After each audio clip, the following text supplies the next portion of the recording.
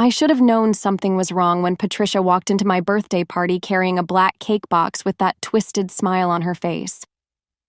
But honestly, after 3 years of marriage to her son Derek, I thought I had seen the worst of what my mother-in-law could do to me. I was so wrong. The living room was packed with Derek's friends and family members. Patricia had insisted on planning my 29th birthday party, which should have been my first red flag. She never did anything nice for me without having some cruel plan behind it. But Derek was so excited about the surprise party that I didn't want to ruin it for him. "Happy birthday, dear Sophia," Patricia announced loudly, making sure everyone in the room was watching. Her voice had that fake sweetness that always made my skin crawl. "I brought you a very special cake." Derek immediately pulled out his phone and started recording. "This is going to be so good," he whispered to his friend Tommy, who was standing next to him. "Mom spent all week working on this surprise." I felt my stomach drop. Derek had been acting strange for months now. He used to defend me when his mother made her nasty comments, but lately he just stood there and let her say whatever she wanted. Sometimes he even agreed with her. It was like he was becoming a completely different person. Patricia set the black box down on the coffee table in front of me. Everyone gathered around, their phones out and ready to capture my reaction. I could see the excitement in their faces. They were all waiting for something to happen. "Go ahead, sweetie," Patricia said, her eyes gleaming with something that looked almost like hunger. "Open it." My hands were shaking as I lifted the lid of the box. Inside was a chocolate cake covered in black frosting. But it wasn't the color that made my blood run cold. It was the words written across the top in white icing, "Rip to your marriage." The room went completely silent. I could hear Derek's phone still recording, capturing every second of what Patricia thought would be my breakdown. Everyone was staring at me, waiting to see me cry or scream or run out of the room in tears. But I didn't do any of those things. Instead, I started clapping. The sound of my hands coming together echoed through the silent room like gunshots. I clapped slowly, deliberately, with a smile spreading across my face that I knew must have looked terrifying. "Perfect timing," I said, my voice calm and clear so everyone could hear me. "His real funeral is next." The effect was immediate and devastating. Patricia's face went from smug satisfaction to pure white terror in less than a second. Her mouth fell open, and she took a step backward like I had just slapped her. Derek stopped recording. His phone dropped to his side as he stared at me with confusion and growing anger. "Sophia, what the hell are you talking about?" But I wasn't looking at Derek.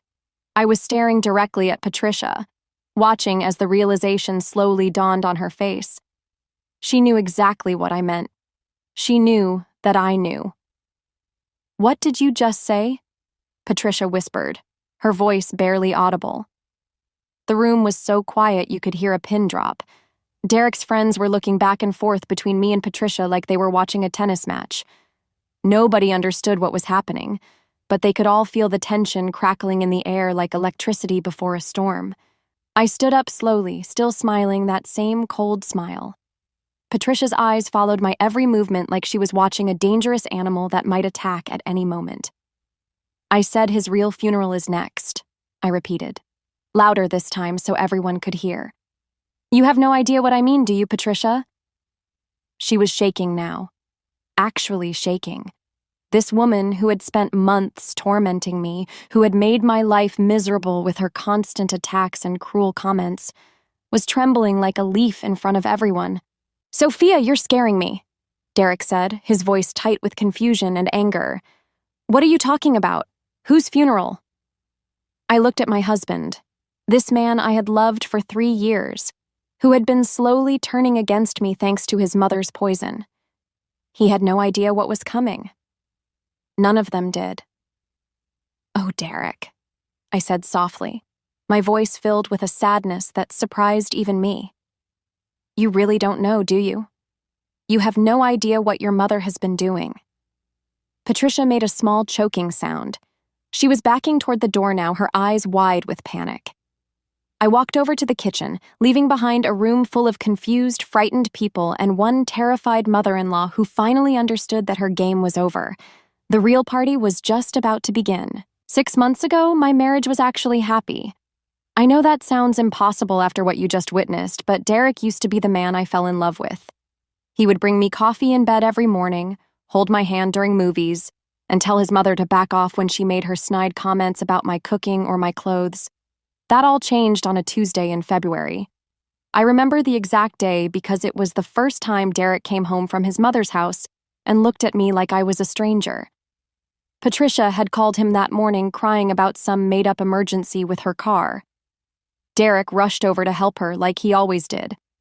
But when he came back 3 hours later, something was different. "We need to talk," he said, not even kissing me hello like he usually did. I was sitting at my computer, working on a logo design for a local bakery. "What's wrong?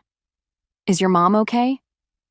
Derek sat down across from me, his face serious in a way I had never seen before. "Mom told me something today that really bothered me." My stomach clenched.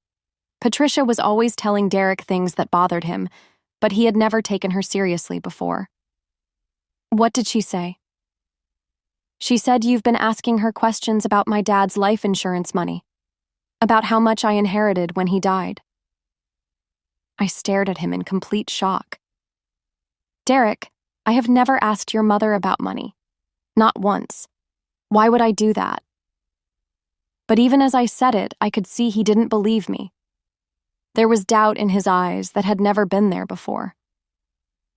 "She seemed really upset about it," Derek continued. "She said you cornered her at the grocery store last week and kept asking personal questions about our family finances." "I wasn't even at the grocery store last week," I said, my voice getting higher with frustration. "I was here working on the Henderson project all week. You can check my computer if you want." Derek looked uncomfortable, like he wanted to believe me but couldn't quite manage it. "Maybe she misunderstood what you were asking about." That should have been the end of it. The old Derek would have realized his mother was lying and apologized for even bringing it up. But this new Derek just nodded and changed the subject, like the matter was settled. Over the next few weeks, Patricia's visits became more frequent. She would show up when I was out running errands or meeting with clients. I would come home to find her and Derek having serious conversations that would stop the moment I walked in the room. "What were you two talking about?" I would ask. "Just family stuff," Derek would say, not meeting my eyes. Patricia started bringing Derek old photo albums and letters from his father. She would sit with him for hours, talking about how much his dad had loved him and how proud he would be of the successful business Derek had built. But somehow, these conversations always ended with Derek looking at me suspiciously. "Mom was telling me about how Dad always said I should be careful about people who might try to take advantage of my success," Derek said one night as we were getting ready for bed. "That's good advice," I agreed, not understanding where this was going. "She said Dad warned her that some women only marry men for their money." I felt like he had punched me in the stomach. "Derek, you know that's not why I married you. We were broke when we got married. You were still paying off student loans." "I know," he said quickly. "I'm not saying that's why you married me. I'm just saying Dad was smart about these things." But the damage was done. Patricia had planted a seed of doubt, and it was growing bigger every day. The worst part was watching Derek change right in front of my eyes. He started questioning everything I did. When I bought new clothes, he asked how much they cost. When I went out with friends, he wanted to know exactly where I was going and who I would be with. He even started hiding his bank statements from me. "I think we should keep our finances separate from now on," he announced one day in March. "Why?" I asked, genuinely confused. "We've always shared everything." "It's just better this way," he said, "more independent." But I knew the real reason. Patricia had convinced him that I was after his money. She had taken my loving, trusting husband and turned him into a suspicious stranger who looked at me like I was some kind of gold digger. The man who used to tell me he loved me every morning now barely spoke to me at breakfast.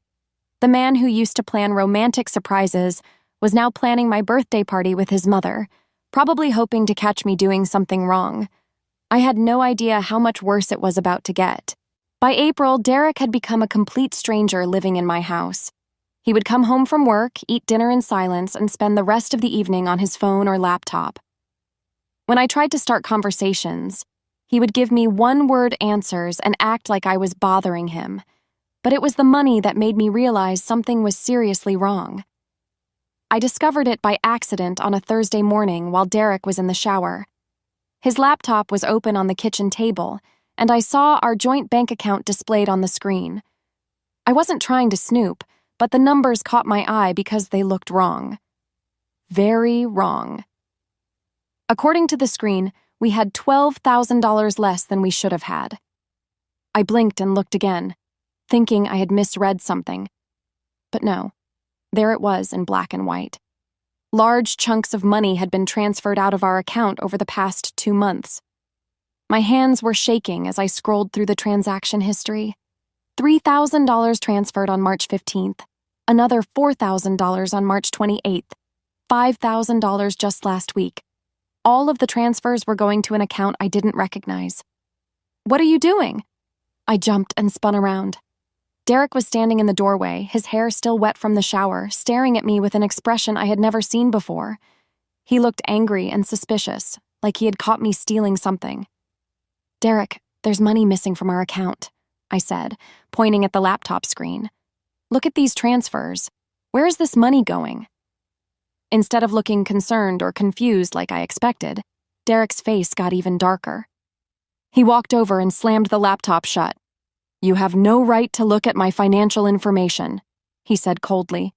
"Your financial information?" I stared at him in disbelief. "Derek, it's our joint account. My name is on it too. I have every right to know where our money is going." "It's my money," he said, his voice getting louder. "I earned it. I put it in that account. Just because your name is on it doesn't mean you get to question how I spend it." I felt like I was talking to a complete stranger. The Derek I married would never speak to me like this. He would never hide money from me or act like I was some kind of criminal for asking about our finances. "I'm not questioning how you spend money," I said, trying to keep my voice calm. "I'm asking where $12,000 went because I don't recognize these account numbers." Derek picked up his laptop and held it against his chest like he was protecting it from me. "Maybe if you weren't so obsessed with money all the time, we wouldn't have these problems." Obsessed with money? I couldn't believe what I was hearing. "Derek, I work 60 hours a week. I pay half of our bills. I've never asked you for anything. How am I obsessed with money?" "My mother warned me this would happen," he said, shaking his head like he was disappointed in me. "She said once women get comfortable in a marriage, they start thinking they're entitled to everything their husband has." There it was again. Patricia. Everything came back to Patricia and her poison words. "Your mother is lying to you," I said desperately. "Derek, can't you see what she's doing? She's trying to turn you against me." "Don't talk about my mother like that," Derek snapped. "She's the only person who's ever been honest with me about what kind of person you really are." I felt tears starting to burn behind my eyes, but I refused to let them fall. "What kind of person am I, Derek? Tell me, what has she convinced you that I am?" Derek looked at me for a long moment, and I saw something in his eyes that broke my heart. He looked at me like he didn't love me anymore, like he didn't even like me. The kind of person who marries someone for their money and then acts innocent when they get caught, he said quietly. The words hit me like a physical blow. I actually took a step backward, my hand going to my chest like I could somehow stop the pain. "I can't believe you just said that to me," I whispered. Derek didn't apologize. He didn't take it back. He just stood there holding his laptop, looking at me like I was exactly what his mother had told him I was. That night, I lay in bed next to my husband and realized I was completely alone. The man sleeping next to me thought I was a gold digger and a liar. He was hiding money from me and treating me like an enemy. But I was about to find out that the missing money was just the beginning. Patricia's plan was much bigger and much more dangerous than I could have ever imagined. After Derek accused me of being a gold digger, I knew I had to find out what was really happening to our money. I couldn't sleep, couldn't eat, and couldn't focus on my work.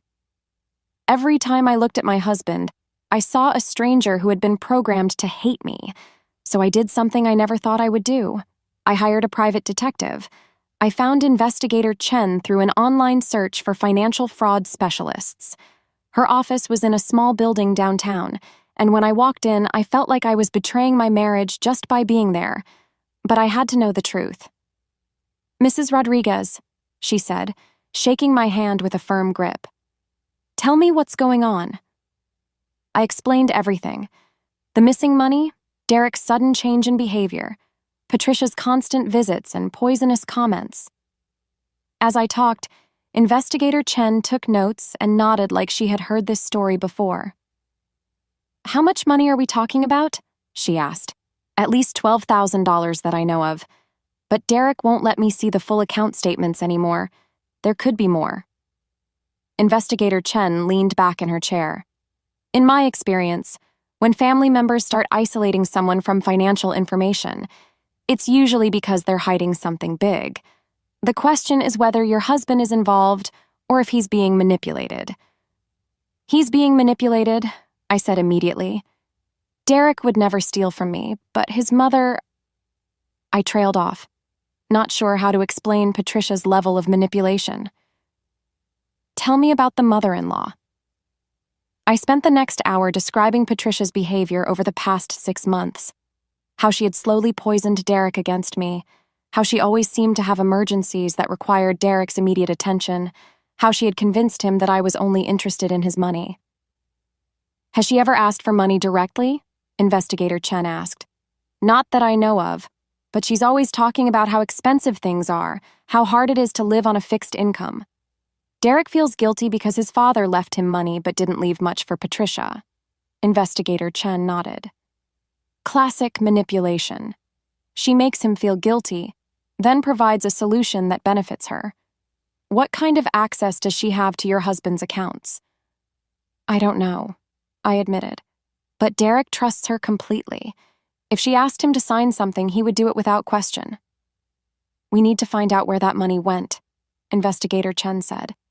"I'll need you to get me account numbers, bank statements, anything you can access. Can you do that?" I hesitated. It felt wrong to spy on my own husband.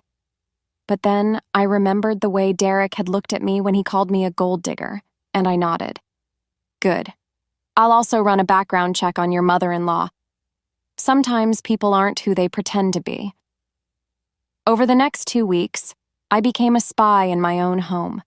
When Derek was in the shower, I would quickly photograph bank statements. When he left his laptop open, I would memorize account numbers. I felt sick doing it, but I had to know what was happening to our marriage. The breakthrough came on a Tuesday afternoon. Investigator Chen called me while I was working on a client project. "Sophia, you need to sit down," she said, her voice serious. "What did you find?" "Your mother-in-law has been very busy. She's opened 3 new bank accounts in the past 4 months. All of them have received transfers from your husband's accounts." My heart started pounding. "How much money?" "So far, I've traced $47,000, but there's more. She's also taken out a loan using your husband's business as collateral. And Sophia, she bought a house." "A house?" I couldn't breathe. "What house?" "A $200,000 house in Riverside. She paid cash. The deed is in her name only." I felt like the room was spinning. Patricia had stolen enough money from Derek to buy a house, and he had no idea. She had been systematically draining his accounts while convincing him that I was the one who couldn't be trusted with money. "There's something else," Investigator Chen continued. "I found records of meetings between your mother-in-law and a lawyer named Attorney Williams. They've been working together for months." "Working on what?" "I'm still investigating, but it looks like they're preparing legal documents. Power of attorney forms, will changes, business transfer papers. Sophia, I think she's planning to take everything." I hung up the phone and sat in my empty house, staring at the walls that might not be mine much longer. Patricia wasn't just trying to destroy my marriage. She was trying to steal Derek's entire inheritance, his business, everything his father had left him. And she was using Derek's love for her to do it. The worst part was that Derek would never believe me if I told him. In his mind, I was the greedy one. I was the threat to his family. But I had proof now, and I was going to use it. The evidence from Investigator Chen sat in a manila folder on my desk like a bomb waiting to explode. Bank records, property deeds, loan documents, photographs of Patricia's secret house. Everything I needed to prove what she had been doing to Derek. But every time I tried to show him, Patricia would appear with another crisis or another lie about me. It was like she had a sixth sense for when I was getting close to the truth. "Derek, we really need to talk," I said one evening in late May. He was sitting on the couch, scrolling through his phone, barely acknowledging my existence. "About what?" he asked without looking up. "About us. About our marriage. About what's been happening." Finally, he looked at me, but his expression was cold and distant. "What about our marriage, Sophia? You mean how you've been acting paranoid and controlling for months? How you keep questioning everything I do?" I felt that familiar stab of pain in my chest. This wasn't my husband talking. This was Patricia's voice coming out of Derek's mouth. "I've been trying to protect you," I said quietly. "There are things you don't know. Things I need to show you." Derek's phone buzzed with a text message. He glanced at it and immediately stood up. "Mom needs me. Her kitchen sink is flooding. Derek, please. Just give me 5 minutes. Look at these documents." But he was already grabbing his keys. "Whatever it is can wait. My mother needs help." He left me standing there with the folder in my hands, watching him rush off to rescue Patricia from another convenient emergency. I wanted to scream. I wanted to throw the folder at the wall and give up on everything. Instead, I called Investigator Chen. "She's escalating," I told her. "Every time I try to talk to Derek, Patricia creates some crisis that pulls him away." "That's not surprising," Chen said. "She knows you're getting close to exposing her. Desperate people do desperate things." "What do you mean?" "I've been watching her movements. She's been meeting with Attorney Williams almost daily. And Sophia, I found something else. She's been researching divorce lawyers." My blood ran cold. Divorce lawyers? Not for herself, for Derek. She's been asking questions about how to protect assets during a divorce, how to prove financial misconduct by a spouse. She's building a case against you.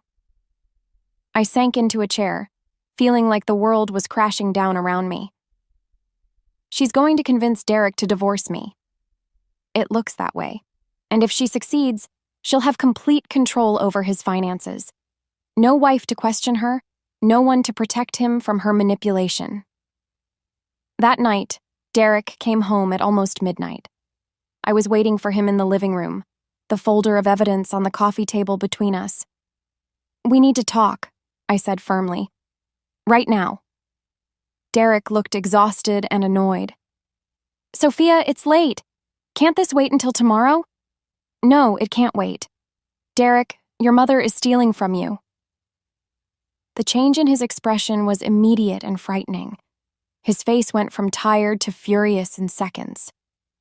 "How dare you?" he said, his voice low and dangerous. "How dare you accuse my mother of stealing?" "Look at the evidence," I said, opening the folder. "Bank records, property deeds, loan documents. She's taken almost $50,000 from your accounts and bought herself a house." Derek didn't even glance at the papers. "You're sick, Sophia. You're actually sick. My mother would never steal from me." "Then explain where the money went," I said desperately. "Explain the house in Riverside. Explain the meetings with Attorney Williams." Derek stared at me like I was a stranger. "You've been spying on my mother? You hired someone to investigate my family?" "I hired someone to find out where our money was going because you wouldn't tell me." "It's not our money," Derek said coldly. "It's my money, my inheritance, my business. And I'm tired of you acting like you have any right to it." He walked toward the stairs, dismissing me completely, but then he stopped and turned back. "You know what? You're right. We do need to talk. Tomorrow, I'm calling a lawyer." My heart stopped. Derek, what are you saying? I'm saying I want a divorce, Sophia. I can't live like this anymore. I can't be married to someone who hates my family and tries to turn me against the people who love me. He went upstairs, leaving me alone with the evidence that could save our marriage if he would just look at it. But Derek was so deep under Patricia's spell that he couldn't see the truth even when it was right in front of him. I sat there until dawn, holding the folder and watching my marriage die. In a few hours, Derek would call a divorce lawyer, just like Patricia had planned. But I wasn't going to let her win. Not without a fight. The next morning, Derek was gone before I woke up. He left a note on the kitchen counter that made my blood run cold. Meeting with lawyer at 2 p.m. We'll talk tonight. I stared at those words until they blurred together. Patricia had won. She had successfully convinced Derek to divorce me, and by tonight our marriage would be over. But as I sat there in my empty kitchen, something inside me snapped. I wasn't going to let her destroy my life without exposing what she really was. That's when my phone rang. Sophia, dear. Patricia's voice was sickeningly sweet. I hope you don't mind, but I've planned a little birthday party for you this weekend. Just family and close friends. I almost laughed at the irony. Patricia was planning my birthday party on the same weekend Derek was planning to divorce me. That's very thoughtful of you, Patricia. Oh, it's my pleasure. Derek is so excited about it. He's been helping me plan everything. We want to make it very special for you. The way she said special made my skin crawl. I could hear the satisfaction in her voice. She thought she had already won. I can't wait, I said, matching her fake sweetness. I'm sure it will be unforgettable. After I hung up, I called Investigator Chen. Patricia is throwing me a birthday party this Saturday. I think she's planning to humiliate me in front of everyone. That makes sense, Chen said. If Derek is filing for divorce, she'll want witnesses to your bad behavior to support his case. What are you going to do? I'm going to give her exactly what she wants, I said. A show she'll never forget. I spent the next 3 days preparing. I made copies of all the evidence, bank records, property deeds, photographs of Patricia's secret house, records of her meetings with Attorney Williams. I organized everything into neat folders, one for each person who would be at the party. I also did something else. I called Derek's best friend Tommy and his sister Lisa, people who had known Derek since childhood and genuinely cared about him. I told them I had important information about Derek's finances that they needed to see. Sophia, what's going on? Lisa asked when I met her for coffee on Friday. I showed her the evidence, all of it. Lisa's face went white as she looked through the bank records and property documents. Oh my God, she whispered. Patricia has been stealing from Derek? For months, I said. And she's convinced him that I'm the one who can't be trusted with money. We have to tell him, Lisa said immediately. I've tried. He won't listen to me. Patricia has him completely under her control. But maybe if it comes from you and Tommy. Lisa nodded grimly. We'll be at the party tomorrow, and we'll make sure Derek sees this. Saturday arrived like a storm cloud. I got dressed carefully, choosing a simple blue dress that made me look innocent and trustworthy. I did my makeup perfectly and styled my hair. If Patricia wanted to put on a show, I was going to look like the wronged wife, not the villain she had painted me as. When I arrived at our house, it was already full of people. Derek's friends, his co-workers, some neighbors, and of course, Patricia holding court in the center of it all. She was wearing a black dress that should have been my first clue about what was coming. There's the birthday girl, Patricia announced when she saw me. Everyone turned to look, and I could see the anticipation in their faces. They were all waiting for something to happen. Derek was standing near the window with his phone in his hand, ready to record whatever Patricia had planned. He looked at me with that same cold expression he had been wearing for months. Happy birthday, sweetheart, Patricia said, walking toward me with a black cake box in her hands. I made you something very special. As she set the box down on the coffee table, I saw Tommy and Lisa exchange glances. They were ready. The evidence was ready, and I was ready to watch Patricia's world come crashing down. "Go ahead, dear," Patricia said, her eyes gleaming with malicious joy. "Open your present." This was it. The moment Patricia thought she would destroy me was about to become the moment I destroyed her instead. The silence after my words about Derek's real funeral stretched on forever. Patricia was backing toward the door, her face completely white, while Derek stared at me like I had lost my mind. "Sophia, what the hell are you talking about?" Derek demanded, his phone still hanging at his side. "Whose funeral?" I looked around the room at all the confused faces. Tommy and Lisa were watching me carefully, ready to support whatever I was about to do. Everyone else just looked terrified. "I'm talking about the funeral of your financial future, Derek," I said calmly. "The funeral of your inheritance, your business, everything your father left you. Patricia has been killing it slowly for months." "You're insane," Patricia whispered, but her voice was shaking. "Am I?" I walked over to the side table where I had hidden the folders earlier. "Let me show everyone just how insane I am." I picked up the first folder and opened it. Bank records showing $47,000 transferred from Derek's accounts to accounts controlled by Patricia. Derek's face went from angry to confused. "What are you talking about?" I pulled out the property deed and held it up for everyone to see.